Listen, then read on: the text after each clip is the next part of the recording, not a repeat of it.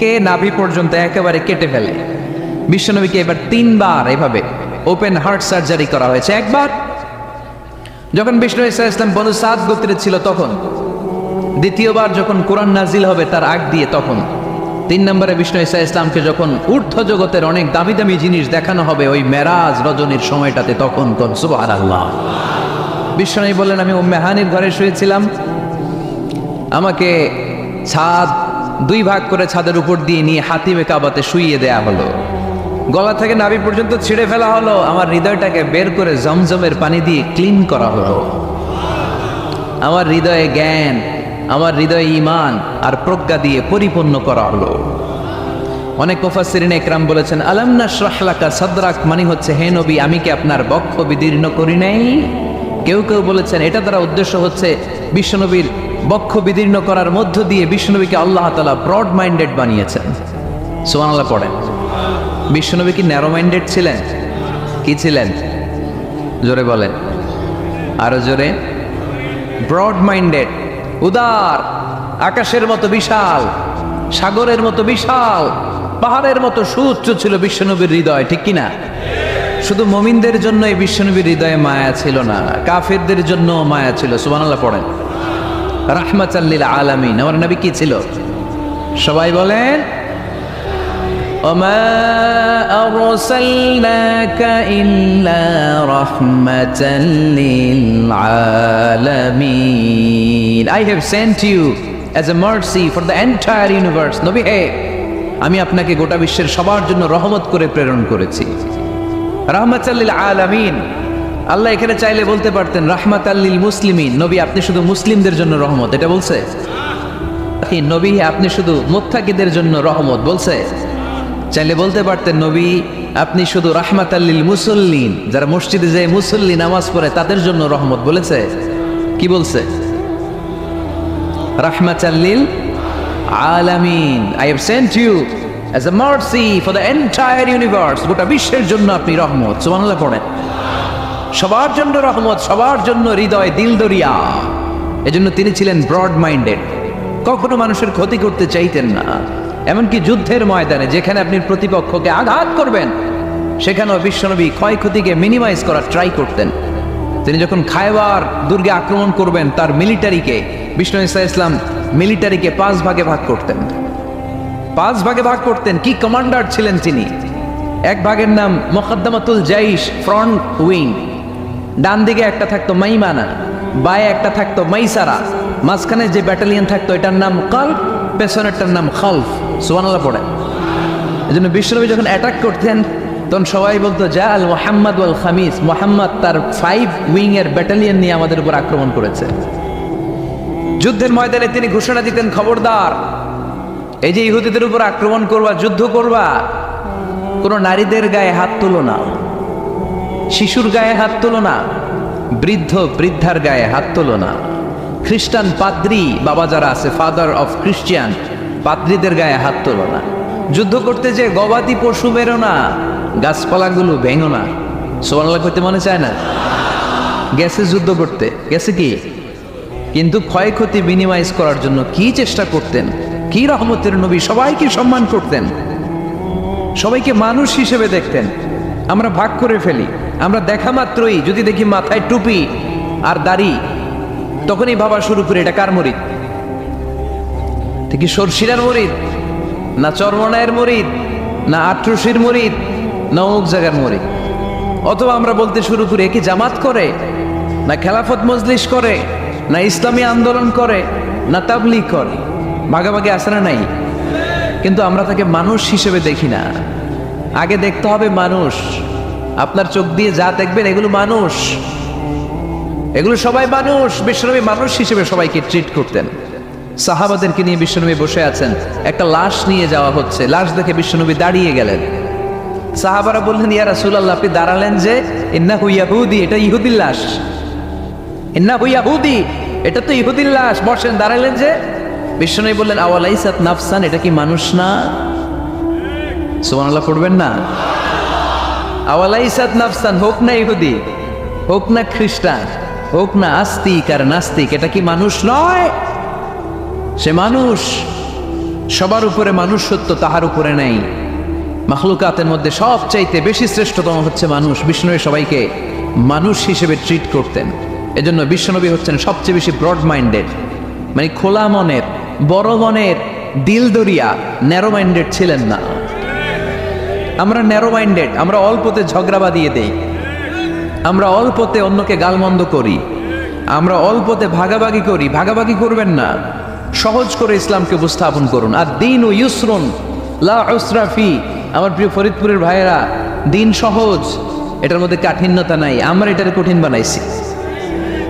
আমি প্রায় বিভিন্ন মাহফিলে বলি যে আল্লাহ ছাড় দেয় কিন্তু মাওলানা ছাড় দেয় না। আছে না নাই? আল্লাহ ঠিকই ছেড়ে দিয়েছে। মৌলভী ছাড় দেয় না। বিষ্ণুনবী সাহাবাদেরকে নিয়ে বসা এক বেদুইন এসে মসজিদের ভিতরে উট ঢুকায় দিছে, মসজিদে নববীতে, আর মসজিদের মাঝখানে বসে পেশাব করা শুরু করে দিচ্ছে।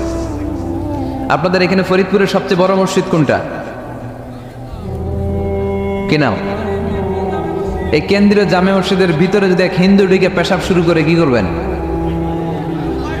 হ্যাঁ, ওই কয় কোবায়ালাম, তো আবেগে ওরে পিটানো শুরু করবে সবাই। সাহাবারাও তাই শুরু করলেন, মারতে উদ্ধত হলেন। বিষ্ণু বললেন, এই রাখো রাখো, ওরে পেশাব করতে দাও, পেশাব করতে দাও। এর কারণ কেউ যখন ইউরিন পাস করে, স্টুল পাস করে, তখন এটা তাকে ধীরে সুস্থে করতে দিতে হয়। এজন্য টয়লেটে কেউ ঢুকলে জোরে বাড়ি দিবেন না, তাহলে খবর আছে। কাশি দিবেন, যে একটু কাশি দিবেন এরকম, হ্যাঁ, তো এরকম কাশি দিবেন। অথবা পায়চারি করবেন। যদি পায়চারি করেন তাহলে সে বুঝবে সামওয়ান ইজ ওয়েটিং আউটসাইড, সামনে একজন ওয়েটিং করতেছে বাইরে, আমাকে বেরোতে হবে। কিন্তু আপনি যদি ওরা ডাকতেন, কুদ্দুস রে,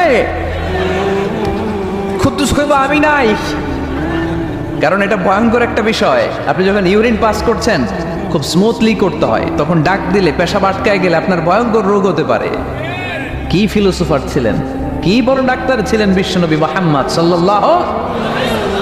বিশ্বনবী বলেন, ওরে ডেকো না, কাজ সারতে দাও। ইচ্ছা মতো বেটা পেশাব করার পরে বিশ্বনবী গেলেন, যে বললেন, তুমি যে পেশাব করছো তুমি কি জানো এই জায়গাটা কি? বেদুইন বলে, না আমি তো জানি না এই জায়গাটা কি। বিশ্বনবী বললেন, এটা আমাদের ইবাদতগাহ। এটা আমাদের কি? ইবাদতগাহ। এইখানে ঢুকে আমরা আমাদের রবরে ডাকি, আল্লাহরে ডাকি, আমরা নামাজ পড়ি, জিকির করি, তাসবিহ পড়ি। এটা আমাদের ইবাদতগাহ। কাজটা করা তোমার মোটেও ঠিক হয়নি। লোকটা অবাক হয়ে গেল, ঘটনা কি? তাদের ইবাদতগাহতে আমি পেশাব করেছি আর আমাকে জামাই আদর, আর আমাকে এত সুন্দর করে বলে যে এটা ইবাদতগাহ। আমাদের ইবাদতগাহের ভিতরে যদি কেউ এরকম করতো, ওরে তো একেবারে সাইজ করে ফেলতাম। সে অবাক হয়ে গেল। সে জিজ্ঞেস করলো, হু আর ইউ, কে আপনি? বিশ্বনবী বললেন, না মুহাম্মদ সাল্লাল্লাহু, আমি শান্তির ধর্ম ইসলামের প্রেরণার বাণীবাহক। আমি লা ইলাহা ইল্লাল্লাহ মুহাম্মাদুর রাসূলুল্লাহ এই বাণী দিয়ে গোটা বিশ্বে বিপ্লব তৈরি করতে এসেছি। বেদুইন বলল, আমাকেও আপনার বিপ্লবে শরীক করে নেন। ইসলাম মারামারি কাটাকাটিতে আসে নাই। আপনার ব্রড মাইন্ডেড অ্যাটিটিউড দেখে হিন্দু ভাইরা কালিমা পড়ে মুসলমান হয়ে যাবে। এজন্য আল্লাহ বললেন, আলাম নাশরাহ লাকা সাদরাকা ওয়া ওয়াদা'না আনকা বিজরাক আল্লাযী আনকাদা যাহরাক ওয়া রাফা'না লাকা যিকরাক। সুবহানাল্লাহ পড়েন। আলাম নাশরাহ লাকা সাদরাক, নবী হে, আমি কি আপনারে ব্রড মাইন্ডেড বানিয়ে দেই নাই? এটা আপনার জীবনে বড় নিয়ামত। আপনি সংকীর্ণ মনা না, আপনি ছোট মনের মানুষ নয়, আপনি বিশাল হৃদয়ের মানুষ। ইসলামের জন্য আপনার হৃদয়টারে আমি নবী খুলে দিয়েছি। এ হলো বিশ্বনবীর উপর প্রথম নিয়ামত। 2 নম্বরে আল্লাহ বললেন, ওয়া ওয়াদা'না আনকা বিজরাকাল্লাযী আনকাদা যাহরাক। নবী হে, আমি আপনার পিঠ থেকে বিশাল বোঝাটা নামিয়ে দিয়েছি। সুবহানাল্লাহ পড়েন। কি নামিয়ে দিয়েছি? বোঝা। উত্তর করতে হবে, রেসপন্স। এটা তাফসির মাহফিল, এটা হচ্ছে ক্লাসের মতো, যে কথা বলে শিক্ষক আর আমরা সবাই ছাত্র, ঠিক কি না? বোঝা নামিয়েছি নবী। কি নামিয়েছি? তাফসিরে 2টা এসেছে। বিজরুন মানে বোঝা, বিজরুল যাম পাপের বোঝা, আর একটা হচ্ছে বিজরুল গাম চিন্তার বোঝা। বিশ্বনবীর কোনো পাপ নাই, বিশ্বনবীর সব কিছুকে মাফ করে দিয়েছে কে? লিয়াগফিরা লাকাল্লাহু মা তাকদ্দামা মিন যামবিকা মা তাআখার। নবী আপনার আগেরও গুনাহ নাই, আপনার পরেরও গুনাহ নাই, আপনি নবী মাসুম, আপনার গুনাহ নাই, আপনি নিষ্পাপ, নবীদের গুনাহ হয় না। আহলুস সুন্নাহ ওয়াল জামাআতের আকীদা হচ্ছে নবীরা মাসুম, নবীদের জীবনে কোনো গুনাহ হয় না। চিৎকার করে বলেন ঠিক কি না? ও নবী, ওয়াদানা আনকা বিজরাক, আপনার এই বোঝা আমি নামিয়ে দিয়েছি। বিশ্বনবী ভাবতেন 40 বছর বয়সে আমি নবী হলাম, তার আগে যা করলাম আল্লাহ এটা কি করবে। আল্লাহ বলে নবী, আপনার আগের গুনাহ, পরের গুনাহ, গুনাহ বলতে কিছুই নাই, সবই মাফ, সব মাফ। তারপরেও আমার নবী বলতেন আল্লাহে লা আস্তাগফিরুল্লাহ ওয়া আতুবু ফিল ইয়াউম আকসার মিন 70 মাররা। আমি এমন নবী যার কোনো গুনাহই নাই, আগের গুনাহও নাই, পরের গুনাহও নাই, তারপরেও আমি নবী প্রতিদিন 70 বারেরও বেশি তওবা আর ইস্তেগফার পড়ি। আমাদের জন্য শিক্ষা। তাহলে আল্লাহ বললেন ওয়াদানা আনকা বিজরাক, পাপের বোঝা আমি নামিয়ে দিলাম। বিশ্বনবীর কোনো পাপ নাই, পাপ মুক্ত। তাফসিরে 2 নম্বরে এসেছে বিজরুল গম, চিন্তার বোঝা। বিশ্বনবী সব সময় আমাদেরকে নিয়ে চিন্তা করতেন। কাকে নিয়ে চিন্তা? কথা বলেন। আমাদেরও চিন্তা আছে না নাই? কিসের চিন্তা? হ্যাঁ, টাকার চিন্তা। ফরিদপুরের ভাইদের টাকার চিন্তা। আর কিসের চিন্তা আপনাদের? হ্যাঁ, উম্মতের চিন্তা। মাশাআল্লাহ, ভাই উম্মতকে নিয়ে ভাবে। আপনাদের আর কার কি নিয়ে চিন্তা বলেন? পেটের চিন্তা। এদিকে পাওয়া গেছে পেটের চিন্তা, এদিকে বউয়ের চিন্তা, কবরের চিন্তা। আর কিসের চিন্তা? আখিরাতের চিন্তা। তো আমাদেরও চিন্তা আছে, বিশ্বনবীরও চিন্তা ছিল। 2 চিন্তা কি এক? বিশ্বনবীর কাঁধে তো পুরো উম্মার জিম্মাদারি। কিয়ামত পর্যন্ত যারা পৃথিবীতে আসবে সবার জন্য বিশ্বনবী কাঁদতেন। এই আওয়াজ করে কে? এদিকে কি হয়েছে? ওরে বসায় দেন। বিশ্বনবীর গোটা উম্মাহ নিয়ে চিন্তা। সব নবীকে আল্লাহ তাআলা একটা করে দোয়া দিয়েছিলেন আর বলেছিলেন, নবী একটা স্পেশাল দোয়া করার সুযোগ তোমাদেরকে দিলাম, ওই দোয়া করলেই কবুল হয়ে যাবে। কিন্তু সুযোগ পাবা জীবনে কয়বার? সবাই বলেন কয়বার? সব নবী কয়টা করে পাইছে? সব নবী তাদের দোয়াগুলো দুনিয়াতেই করে ফেলেছে।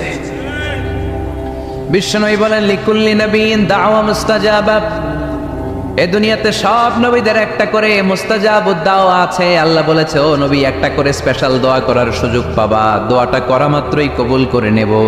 বিশ্বনবী বললেন এই পৃথিবীর বুকে যত নবী রাসূল দুনিয়ায় এসেছে সব নবীরা তাদের স্পেশাল দোয়া দুনিয়ায় করে ফেলেছে, ইল্লা আনা, কিন্তু আমি করি নাই। বিশ্বনবী বললেন ওয়া ইন্নী আখতাবিউ দাওয়াতি শাফাআতান লি উম্মতি ইয়াউমাল কিয়ামাহ, আমি আমার স্পেশাল দোয়াটা করি নাই। আমার স্পেশাল দোয়াটা আমি আমার গুনাহগার উম্মতকে বাঁচানোর জন্য কিয়ামত পর্যন্ত রেখে দিয়েছি। আমরা যেদিন বিপদে পড়ে যাব, যেদিন আমার আব্বা আমারে চিনবে না, আমি আমার আব্বারে চিনব না, নেতা তার কর্মীরে চিনবে না, কর্মী নেতারে চিনবে না, ঠিক কি না? পীর সাহেব মুরিদরে চিনবে না, মুরিদ পীর সাহেবরে চিনবে না, স্বামী তার স্ত্রীরে চিনবে না, স্ত্রী তার স্বামীরে চিনবে না। নবী থেকে শুরু করে, অলি থেকে শুরু করে, শহীদ থেকে শুরু করে সবার মুখে একটাই জিকির, ইয়া নাফসি ইয়া নাফসি ইয়া নাফসি।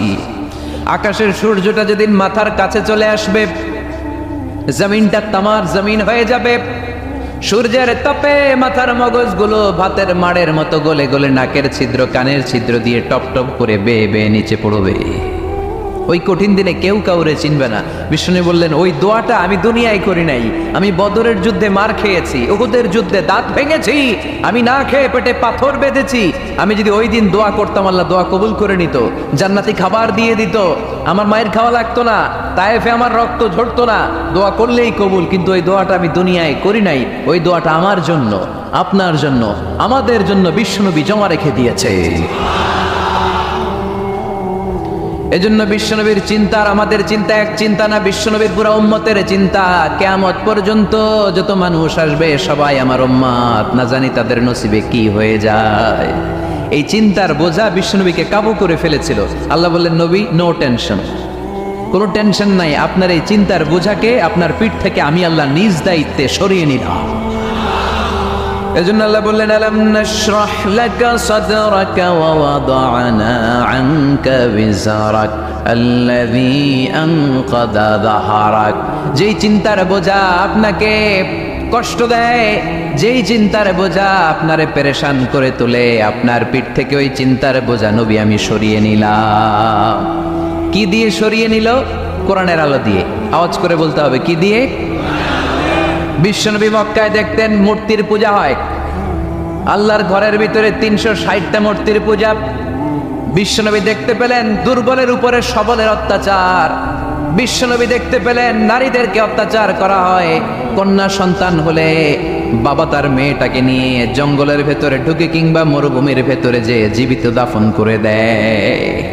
ওয়াইদাল মাউউদাতু সুইলাত ওয়াদুল বানাত। বিশ্বনবী এগুলো দেখতেন চারপাশে। দেখে এই পথহারা জাতিকে কিভাবে উদ্ধার করবেন, কি দিয়ে উদ্ধার করা যায়, এই টেনশনে বিশ্বনবীর পিঠ বাঁকা হয়ে গিয়েছিল। উপমা বাঁকা হয়ে গিয়েছিল। বিশ্বনবী সব সময় পেরেশান থাকতেন। আল্লাহ বললেন, নবী টেনশনের দরকার নাই, হেরা গুহায় এমন একটা নূরের আলো দিয়ে আমি আপনারে আলোকিত করব, যার মাধ্যমে সব পেরেশানি দূর হয়ে যাবে। ألم نشرح لك صدرك ووضعنا عنك وزرك الذي أنقض ظهرك। আপনাকে পেরেশান বানিয়ে দেয় এরকম সব চিন্তার বোঝা আমি আল্লাহ সরিয়ে নিলাম। সুবহানাল্লাহ। দুইটা নেয়ামত শুনলাম, এবার 3 নম্বর নেয়ামত আল্লাহ বললেন ওয়া রাফা'না লাকা যিকরাক। এই আয়াতটা মুখস্থ করতে হবে আজকে, আমার সাথে সাথে পড়েন ওয়া রাফা'না লাকা যিকরাক। সবাই বলেন নাই, পড়েন ওয়া রাফা'না লাকা যিকরাক ওয়া রাফা'না লাকা যিকরাক। নবী হে, আপনার সম্মানকে আমি আকাশচুম্বী করেছি। I have dignified your status high and I the highest peak. আপনার মর্যাদা উঠাতে উঠাতে আকাশ বাতাস ছাপিয়ে সাত আকাশ কাঁপিয়ে আরো সেরে উপরে নিয়ে গিয়েছি। আপনার মর্যাদা আমার পরপরই, স্রষ্টার পরে পুরো সৃষ্টিকুলের উপরে বিশ্বনবীর মর্যাদা আছে না নেই? এজন্য আল্লাহ বললেন ওয়া রাফা'না লাকা যিকরাক। ও নবী, আপনার মর্যাদা সম্মান আমি আকাশচুম্বী করেছি। আপনার সুনাম সুখ্যাতি মান মর্যাদা আমি গোটা বিশ্বে ছড়াইয়া দেব। এ আয়াত যখন নাজিল হলো কাফেররা হাসতে শুরু করলো। কাফেররা বলে, মোহাম্মদ বেটা বলে কি, ও জানে বাঁচবি কিনা ওইটাই তো সন্দেহ। আমরা যেই ষড়যন্ত্র পাকাচ্ছি ও জানে বাঁচবি কিনা সে এটাই সন্দেহ, তার নাম গোটা বিশ্বে ছড়াবে কি করে আমরা দেখে নেব। আল্লাহ বলেন, তোরা আমার নবীর সুনাম সুখ্যাতি ছড়ানোর ব্যাপারে বাধা তৈরি করবি, তোরা আমার নবীর ব্যাপারে অপপ্রচার চালাবি, তোদের অপপ্রচারকেই আমি আমার নবীর প্রচার মাধ্যম বানিয়ে দেব। তোরা করবি অপপ্রচার।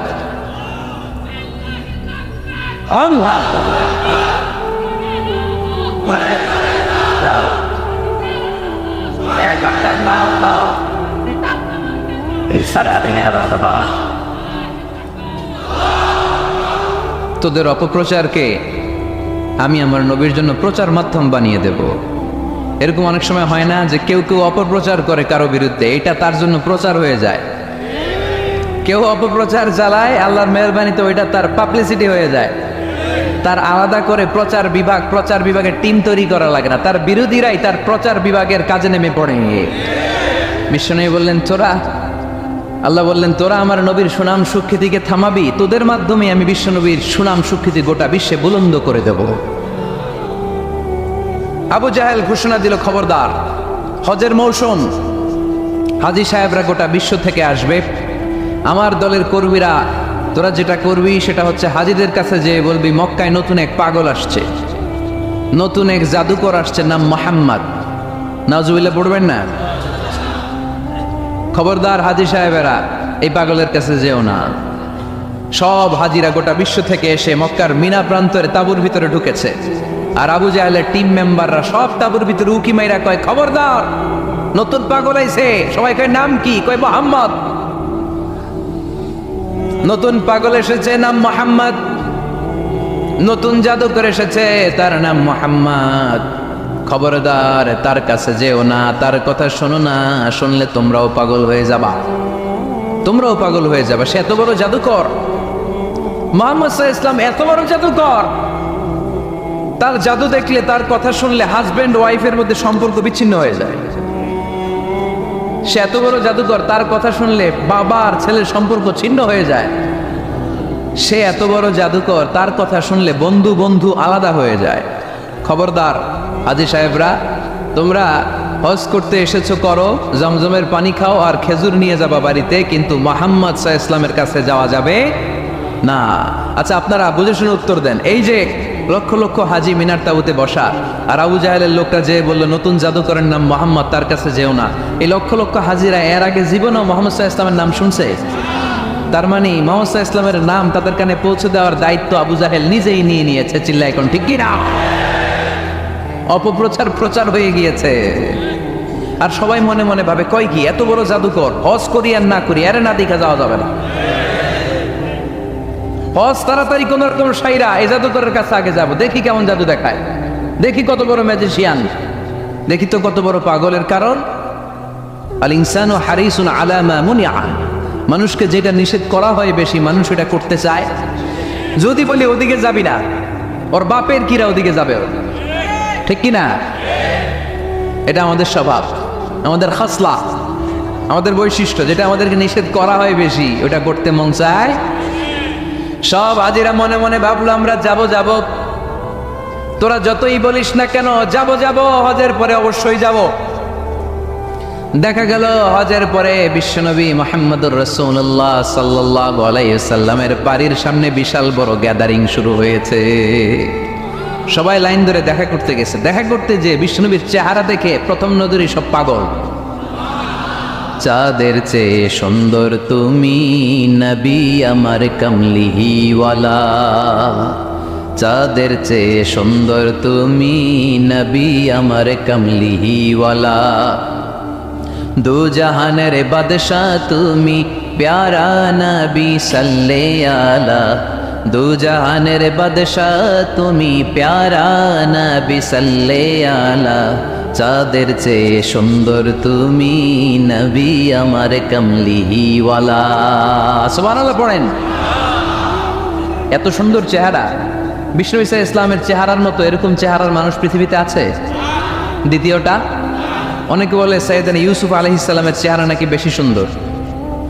সুন্দর ঠিক, কিন্তু আমার নবীর চাইতে বেশি নয়। বিষ্ণু বলতেন আনা মালিহুন ওয়া আখি ইউসুফু সাবিহুন, আমার ভাই ইউসুফ হচ্ছে সাবিহ, সাবিহ মানে সাদা সুন্দর ধবধবে, আর আমি হচ্ছে মালিহ, মালিহ মানে এসেছে মিলহান থেকে, মিলহান মানে লবণ, মানে লাবণ্যময় সুন্দর। আমার ভাই ইউসুফ নবী সাদা সুন্দর, আমি লাবণ্যময় সুন্দর, কোনটার দাম বেশি? লাবণ্যময় সুন্দরের দাম বেশি। সাইয়েদনা ইউসুফ আলাইহিস সালামের চেহারা দেখে মিশরের মেয়েরা লেবু কাটতে যেয়ে বা কমলা কাটতে যেয়ে, আনার কাটতে, কমলা কাটতে যেয়ে আঙ্গুল কেটে ফেলেছিল। কোরআন তার সাক্ষী। ওয়া কাত্তা'না আইদিয়াহুন। আম্মাজান আয়েশা রাদিয়াল্লাহু তাআলা আনহা যখন এই ঘটনা শুনেছেন, তিনি মিশরের মেয়েদেরকে ডাক দিয়ে বলেছিল, ও মিশরের মেয়েরা, তোমরা ইউসুফ নবীর সৌন্দর্য দেখে লেবু কাটতে যে আঙ্গুল কেটেছ, আমার স্বামী পেয়ারা নবী মুহাম্মদ রাসূলুল্লাহর চেহারা যদি তোমরা দেখতা, তাহলে লেবু কাটতে যে আঙ্গুল নয় কলিজাটা কেটে টুকরা টুকরা করে দিতা। আবার আম্মা জান আয়েশা বলতো, লাকুম শামসুন ওয়া লানা শামসুন, তোমাদের জন্য একটা সূর্য আছে, কিন্তু আমি আয়েশার জন্য আলাদা একটা সূর্য আছে। তোমাদের সূর্যটা প্রতিদিন সকালবেলা পূর্ব আকাশে উদিত হয়ে গোটা দুনিয়াটারে আলোকিত করে দেয়, আর আমার সূর্যটার নাম হলো মুহাম্মদ সাল্লাল্লাহু আলাইহি ওয়াসাল্লাম। মসজিদে নববীতে এশার নামাজের পরে আমার সূর্যটা আমার ঘরে উদিত হয়। তোমাদের সূর্য সকালবেলা পূর্ব আকাশে উঠে গোটা দুনিয়াটারে আলোকিত করে, আমার সূর্য মুহাম্মদ এশার নামাজের পরে আমার ঘরের ভেতরে যখন উকি দেয়, আমার পুরো ঘরটারে আলোকিত করে দেয় কে? এত সুন্দর চেহারা ছিল, ওনার চেহারা নূর দিয়ে হারানো সুই খুঁজে পেয়েছে বিশ্বনবীর স্ত্রীরা। চিল্লায় কর আল্লাহু আকবার। বিশ্বনবীর চেহারা সৌন্দর্যের সাথে কারো সৌন্দর্যের কোনো মিল হবে?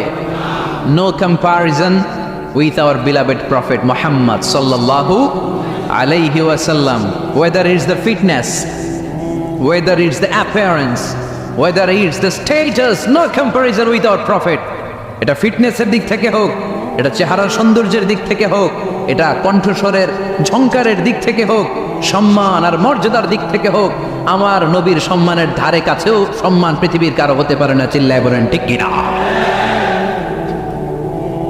এজন্য আল্লাহ বললেন ওয়া রাফা'না লাকা যিকরাক, নবী আপনার সম্মান বাড়াতে বাড়াতে আমি আকাশচুম্বী করেছি, লোকজন সব যে বিশ্বনবীর দরবারে লাইন ধরেছে, হাজিরা সব বিশ্বনবীর কাছে যে চেহারা দেখি কুপকার, বাকি জিনিস তো পরে। অনেকে আছে না, চেহারা দেখলেই মানুষ পাগল হয়ে যায়, আছে না নাই?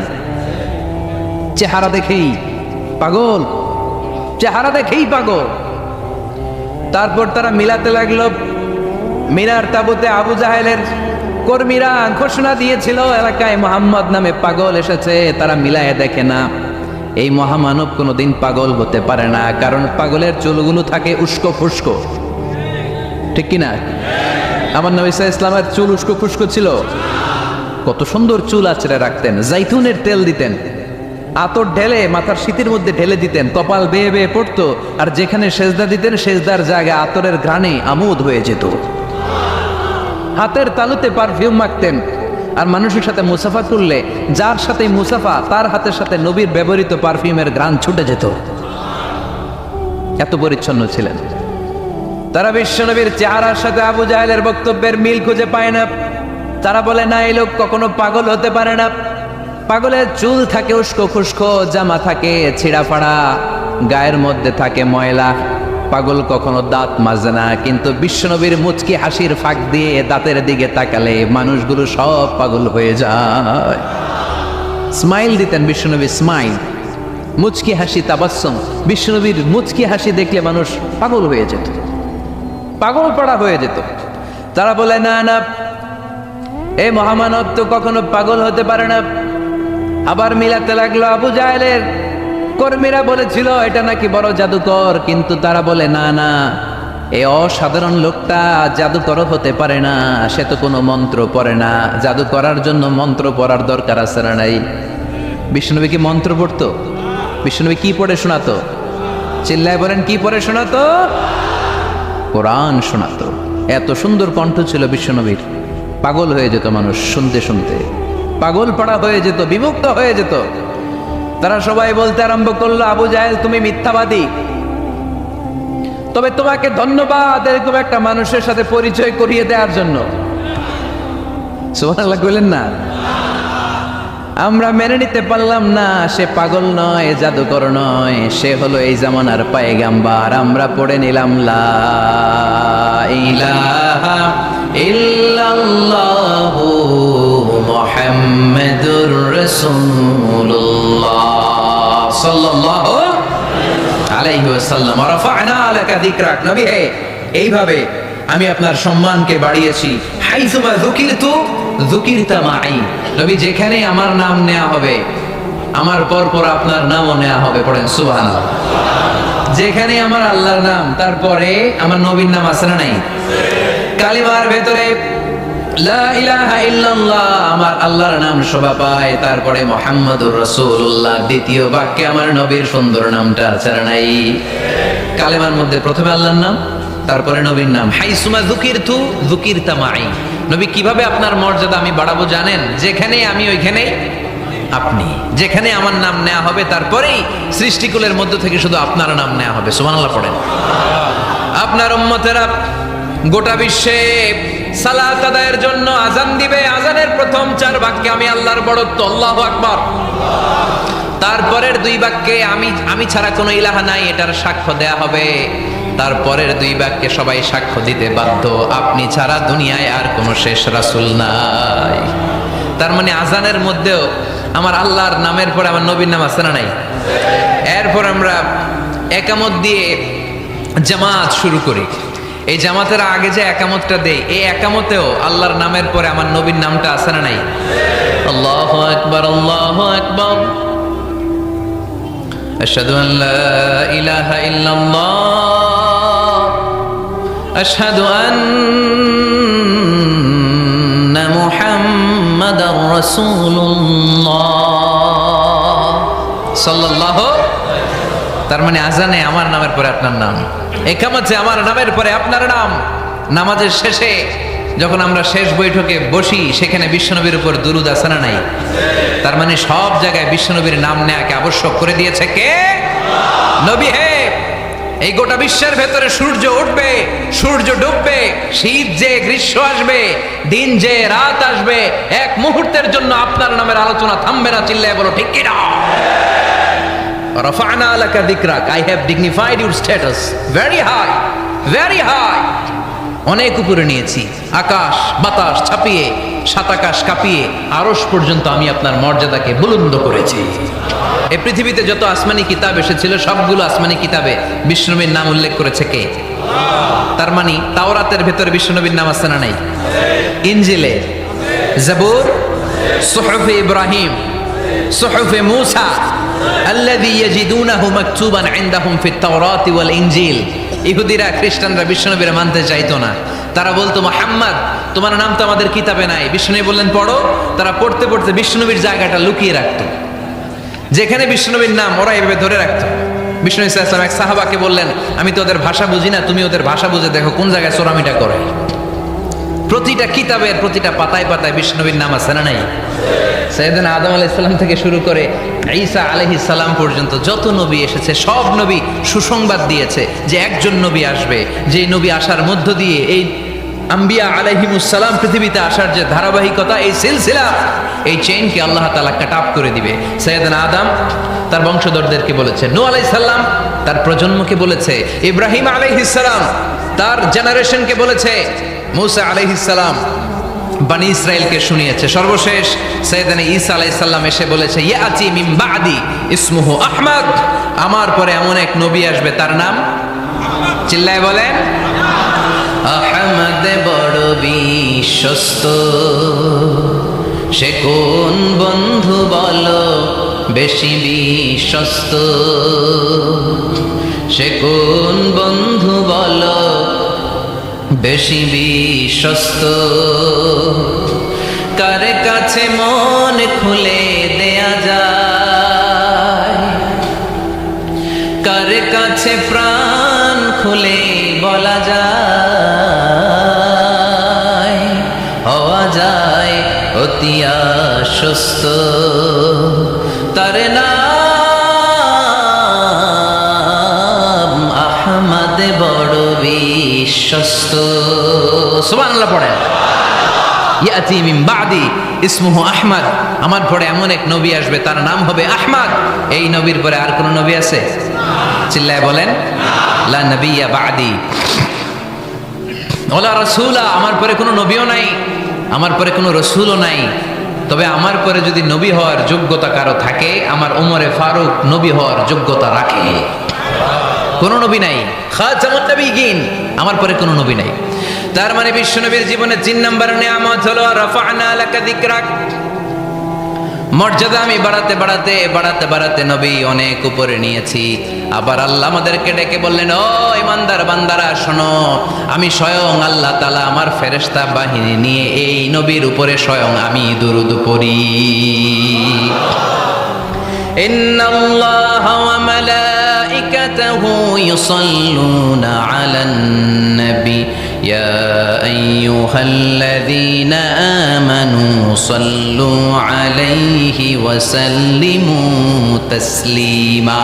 পড়েন, আল্লাহুম্মা সাল্লি আলা মুহাম্মদ ওয়া আলা আলি মুহাম্মদ কামা সাল্লাইতা আলা ইব্রাহিম ওয়া আলা আলি ইব্রাহিম ইন্নাকা হামিদুম মাজিদ।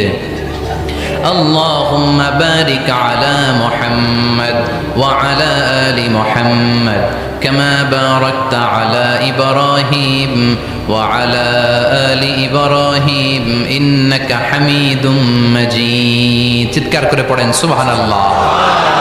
এমন নবী যে নবীর উপর আল্লাহ নিজেই দুরূদ পড়ে, ফেরেশতারা পড়ে, এজন্য আমাদেরও পড়ার দরকার আছে না নাই? আবার আল্লাহ বললেন, নবী আপনি এমন নবী যেই নবীকে আমি হাউজে কাউসার দিয়েছি, লক্ষ লক্ষ নবীদের কাউরে কিয়ামতের দিন আমি হাউজে কাউসারের মালিক বানাবো না, শুধুমাত্র কেবলমাত্র একমাত্র আপনি ছাড়া। ইন্না আ'তাইনাকাল কাউসার ফাসাল্লি লিরাব্বিকা ওয়ানহার ইন্না শানিআকা হুয়াল আবতার। সুবহানাল্লাহ পড়ে। এই হাউজে কাউসারের পানি খেতে চান, পান করতে চান? বিশ্বনবী না দিলে খাইতে পারবো আমরা? হাউজে কাউসার পান করতে চান কারা? হাত তুলে দেখান।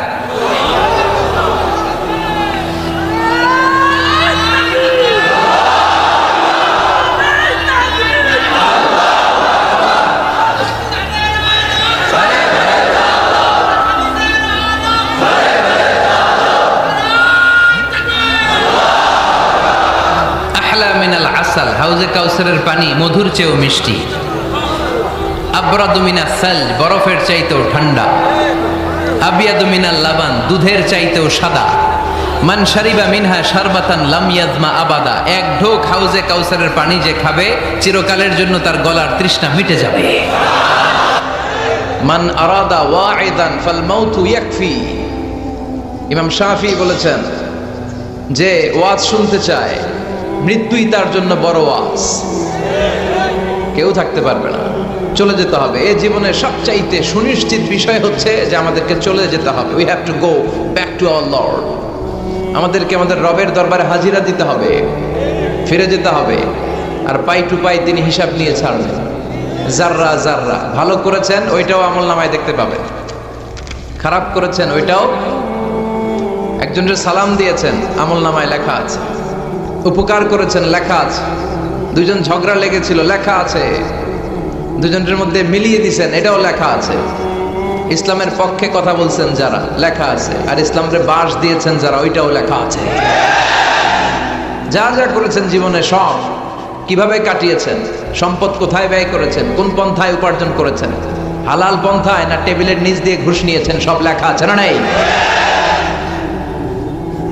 দেশের টাকা পাচার করে পেট বড় করা হয়েছে, দেশের 12টা বাজানো হয়েছে, সব লেখা আছে, ঠিক কিনা? সেদিন আল্লাহর সুপ্রিম কোর্টের কাঠগড়ায় পাই টু পাই হিসাব নিয়ে ছাড়বে কে? এই জন্য কেউ যেটা দেখে না, দেখে কে? মাজার জিয়ারত করা যাবে, কিন্তু মাজারে যে সেজদা দেয়া যাবে? আল মাইয়িতু ফিল কবর কাল গরীকু ফিল বাহর, সাঁতার না জানা ব্যক্তি সাগরে পড়লে যেমন অসহায়, মরে গেলে মানুষটা তার চেয়েও বেশি অসহায়। সে আপনারে কি দিবে? আপনি বরং দিবেন যে সালাম দিবেন, আসসালামু আলাইকুম আহলাদ দিয়ার মিনাল মুমিনিন ওয়াল মুসলিমিন ওয়া ইন্না ইনশাআল্লাহু বিকুম লাহিকুন আনতুম লানা সালাফ নাহনু লাকুম তাবা ওয়া ইন্না ইনশাআল্লাহু বিকুম লাহিকুন ইয়ারহামুল্লাহুল মুস্তাকদিমিনা মিন্না ওয়াল মুস্তাখিরিন।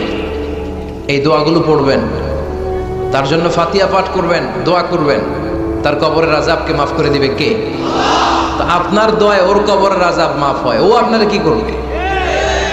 এগুলো না বুঝে লোকজন মাজারে যে লাল শালু দেয়, আগরবাতি দেয়, মোমবাতি দেয়, ছাগল দেয়, গরু দেয়, টাকা দেয়, পয়সা দেয়, আছে না নাই? সন্তান হয় না, সন্তানের জন্য যায়। মেয়ে আছে ছেলে হয় না, এরকম আছে না নাই? মাজারে গেলে সন্তান পাওয়া যায়, মাজারে না গেলে সন্তান পাওয়া যায় না। সন্তান দেয় কে? মাজারে না গেলে যদি সন্তান না হতো, ছাগলের যে বাচ্চা হয়, ছাগল কোন মাজারে যায়? গরুর যে বাচ্চা হয়, গরু কোন মাজারে মানত করে? আকল খাটালেই বোঝা যায়, চিল্লা এখন ঠিক কিনা? এজন্য মাজার কেন্দ্রিক ভণ্ডামিকে কোনোভাবেই প্রশ্রয় দেওয়া যাবে। আমরা একজনকে সেজদা করি, চিল্লায় বলেন তো তিনি কে? এটার নাম তাওহীদ। এটার নাম কি? তাওহীদেরই মুর্শিদ আমার মুহাম্মাদের নাম বলো, মুহাম্মাদের নাম, আল্লাহর নাম জপলে বুঝতে পারি, আল্লাহরই কালাম বলো মুহাম্মাদের নাম, ওই নামেরই রশি ধরে যাই আল্লাহর পথে, ওই নামেরই ভেলায় চড়ে ভাসি নূরের স্রোতে, ওই নামের বাতি জেলে দেখি আরশের মুকাম বলো মুহাম্মাদের নাম। পড়েন সবাই। তাওহীদেরই মুর্শিদ আমার মুহাম্মাদের নাম বলো, মুহাম্মাদের নাম, আল্লাহর নাম জপলে বুঝতে পারি, আল্লাহরই কালাম বলো মুহাম্মাদের নাম। সুবহানাল্লাহ পড়েন। এটার নাম তাওহীদ। এক আল্লাহয় বিশ্বাসী হওয়া, এক আল্লাহর কাছে চাওয়া, বিপদে আপদে সকালে বিকালে সব সময় আমরা একজনের কাছে চাইবো। তিনি কে? আপনার যত চাওয়া আছে সব পাওয়া কে? যদি তিনি পাওয়াতে রূপান্তরিত করে, আপনার যা লাগবে সবও যদি সবাইকে সব দিয়ে দেয়, তারপরও তার ধনভাণ্ডারের কিছু কমবে? কি বিশাল ধনভাণ্ডারের মালিক, কি ক্ষমতার মালিক, কি মর্যাদার মালিক। এই দামি আল্লাহরে রেখে দিয়ে আমরা মাজারে যেয়ে সেজদা দেই, মাজারে যেয়ে চাই। এজন্য মাজারে চাওয়া যাবে না, চাইতে হবে কার কাছে? আল্লাহ তুমি আমাদেরকে সহি সমঝ দান করো, আমরা পড়ি আমিন। আরো জোরে পড়ি আমিন। খিলপাড়া ফুরকানিয়া মাদ্রাসার উদ্যোগে, মাদ্রাসাটা কোন দিকে? এপাশেই। মাশাআল্লাহ। আজকের প্রোগ্রামের সভাপতি হচ্ছেন জনাব আলহাজ আব্দুল মান্নান মনু, চেয়ারম্যান ৮ নং বেলঘর দক্ষিণ ইউনিয়ন পরিষদ। মনু ভাই না? মনু ভাই আসছে? আসে নাই? অসুস্থ। বরিশালে মানুষের বলে মনু, কি বলে? মনু, ডাইলে লবণ দেছ না দেবা? মুই 20 টাকার কাম হরছি, 15 টাকা দিলে কেন? 5 টাকা দেবা না ঠাবাঠাবি বাজাবা? এগুলো হচ্ছে বরিশালের ভাষা। এরা মানুষের বলে মনু। তো আপনাদের মনু ভাই, আপনাদের চেয়ারম্যান, আল্লাহ ওনারে কবুল করুক। আমার আগে কথা বলেছে হযরত মাওলানা আব্দুল মালিক আশরাফি সাহেব, কারি খন্দকার মোহাম্মদ শহীদুল হক সাহেব, হানিফুল ইসলাম আমিনী সাহেব। যারাই কথা বলেছে নিঃসন্দেহে কোরআন থেকে বলেছে। আর কোরআন থেকে কথা বললেই সেখানে শুনবার জন্য পঙ্গপালের মতো আমরা একত্রিত হয়ে যাই। এই কোরআনের আওয়াজকে এদেশ থেকে স্তব্ধ করা যাবে না, ঠিক কিনা? অনেক ষড়যন্ত্র ছিল, আছে, থাকবে, কিন্তু এই পথ থেকে আমরা পিছনে সরবার মানুষ নয়। চিল্লা এখন, ঠিক কিনা? বিশ্বনবীর আলটিমেটাম দেয়া হয়েছে, আমাদেরকেও আলটিমেটাম দেয়। বিশ্বনবীর আলটিমেটাম দেয়া হলো, তোমাকে নারী দেয়া হবে, সম্পদ দেয়া হবে, ক্ষমতার চেয়ারে বসিয়ে দেয়া হবে। 3 দফা, 3 দফা দেয়া হলো নবীরে। কয় দফা? নারী দেয়া হবে, সম্পদ দেয়া হবে, ক্ষমতার চেয়ার দেয়া হবে। এই লা ইলাহা ইল্লাল্লাহ মুহাম্মদুর রাসূলুল্লাহ এর দাওয়াতকে তুমি বন্ধ করে দাও। বিশ্বনবী বললেন তোমাদের 3 দফা, আমার তো 1 দফা। বিশ্বনবীর কয় দফা?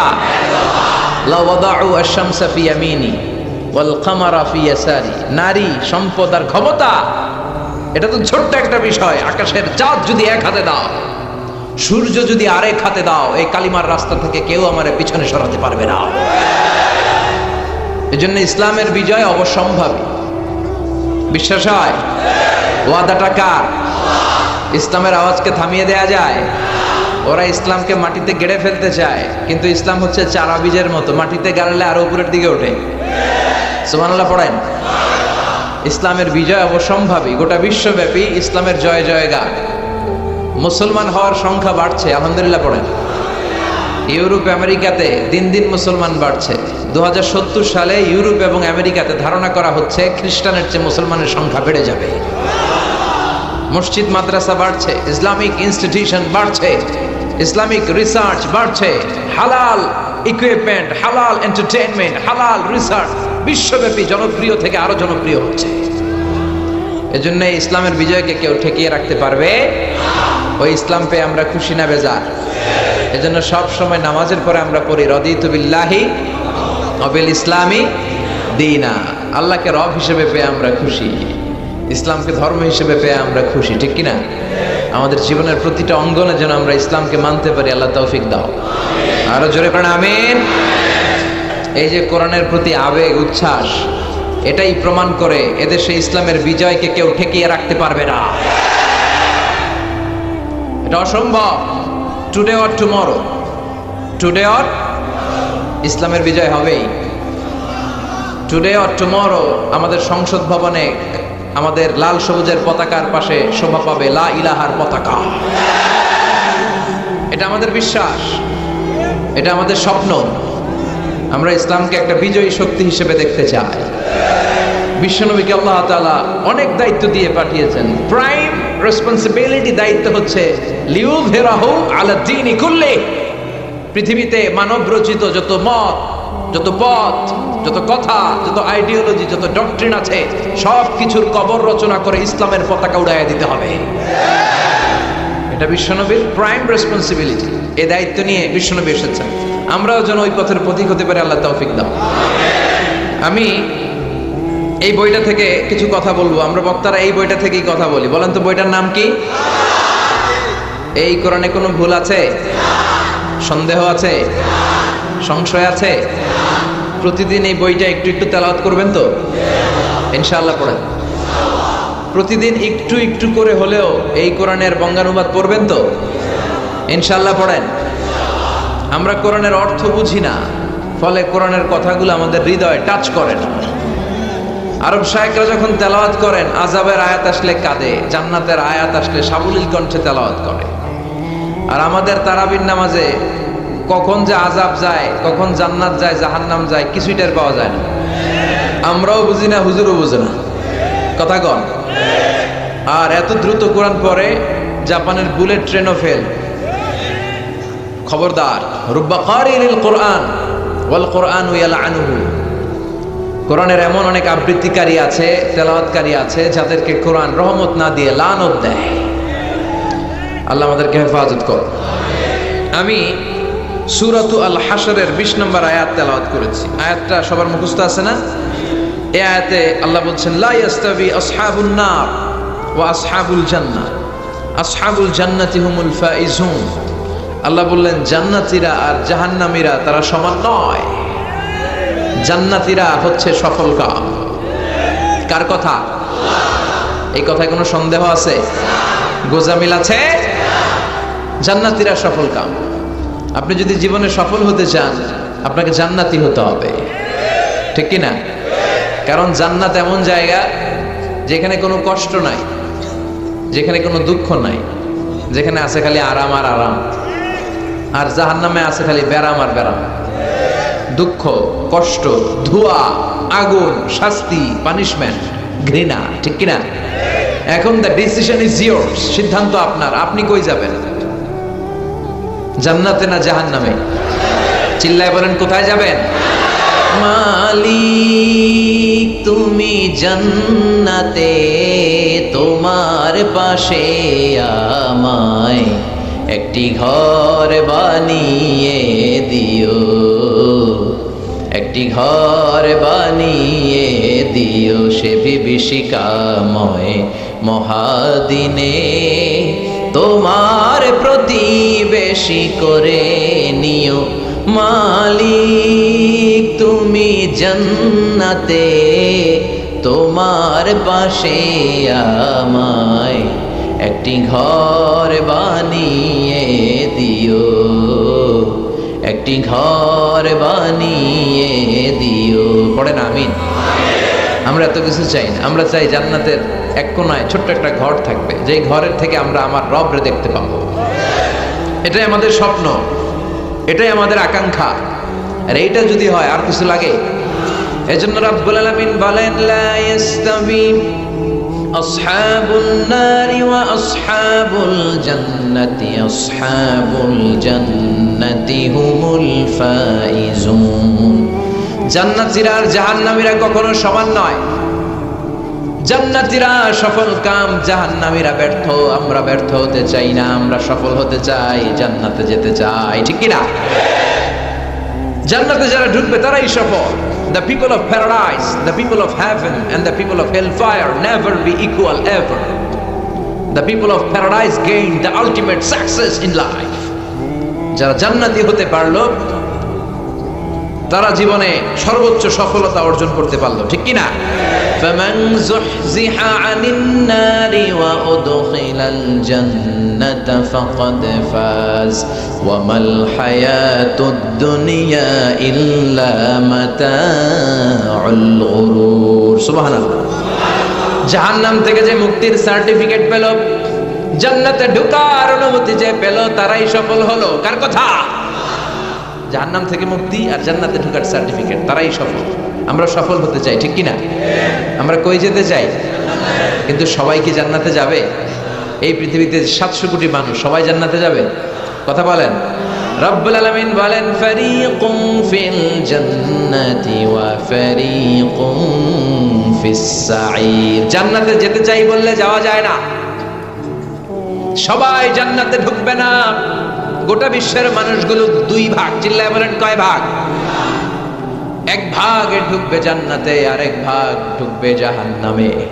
নাও দ্য ডিসিশন ইজ ইয়োর্স। এখন আপনাকে সিদ্ধান্ত নিতে হবে, শক্ত সিদ্ধান্ত, যে আপনি কোন ভাগে ঢুকবেন। কোন দলে ঢুকবেন, আপনার একটা শক্ত সিদ্ধান্তই আপনারা জান্নাতের অধিবাসী বানাতে পারে।